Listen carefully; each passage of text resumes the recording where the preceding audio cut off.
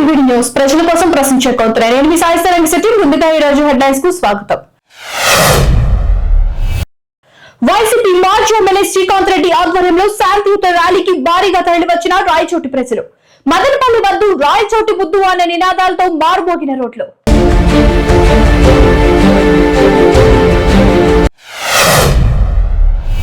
Dubai లో parlour club ప్రారంభోత్సవంలో పాల్గొన్న షారుఖ్ ఖాన్ ను తన భర్త సెల్వమణితో పాటు కలిసిన మాజీ మంత్రి ఆర్కే రోజా.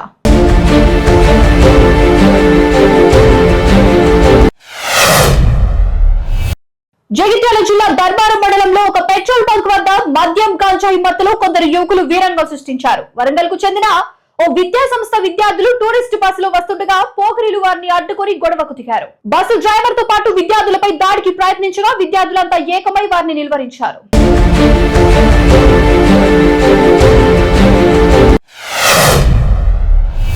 తిరుమల శ్రీవాణి దర్శించుకున్న రాజాసాబ్ డైరెక్టర్ మారుతి. జనవరి 9న విడుదల కానున్న రాజాసాబ్ సినిమా అతిపెద్ద విజయం సాధించాలని దేవుణ్ణి కోరినట్లు చెప్పిన డైరెక్టర్ మారుతి.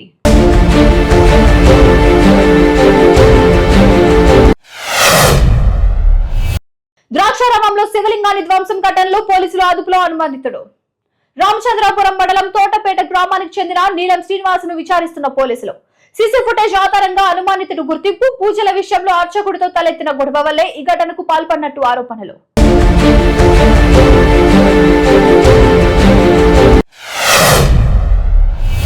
కరీంనగర్ జిల్లాలో పులి సంచారం.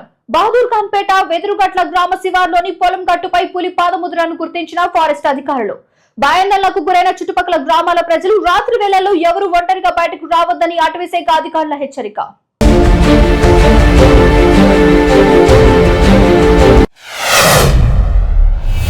యూరియా కోసం కొట్లాటలు. ఖమ్మం జిల్లా కొనిచెర్ల మండలం కేంద్రంలోని గ్రోమోర్ రైతు సేవా కేంద్రం వద్ద బార్లు తీరిన రైతులు. తెల్లవారుజామున 3 గంటల నుండి యూరియా కోసం క్యూ లైన్ లో వేచి చూస్తున్న రైతులు.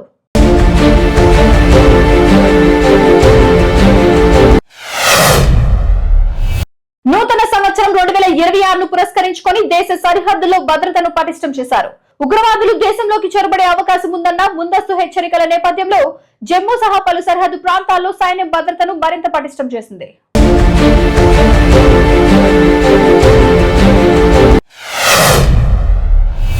వైకుంఠ ద్వాదశి సందర్భంగా తిరుమలలో చక్రస్నానం వైభవంగా నిర్వహించారు. వైకుంఠ ఏకాదశి మరుసటి రోజు చక్రస్నానం నిర్వహించడం ఆనవాయితీగా వస్తోంది. వైకుంఠ ఏకాదశి అనంతరం ద్వాదశిని పురస్కరించుకొని ఈ రోజు తెల్లవారుజామున శ్రీ సుదర్శన చక్ర తల్వారను స్వామివారు పుష్కరిణికి తీసుకొచ్చారు.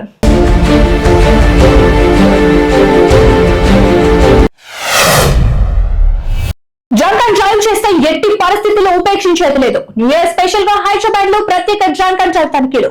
మద్యం సేవించి పట్టుబడితే భారీ జరిమానా, వాహనాల సీజ్ తో పాటు జైలు శిక్ష. డ్రైవింగ్ లైసెన్స్ రద్దు చేస్తాం. ర్యాష్ డ్రైవింగ్, ట్రిపుల్ డ్రైవింగ్, బహిరంగ ప్రదేశాల్లో న్యూసెన్స్ చేసే వారిపై కఠిన చర్యలు ఉంటాయి. మద్యం సేవించిన వారు డ్రైవింగ్ చేయకుండా క్యాబ్ లేదా ఆటోలను ఆశ్రయించండి. CP Sajjanar warning. చూసారు కదా, ఇవి వాళ్ళ అప్డేట్స్. మరిన్ని అప్డేట్స్ కోసం చూస్తూనే ఉండండి వివిడి న్యూస్. ప్రజల కోసం ప్రశ్నించే కోతున్నాయి.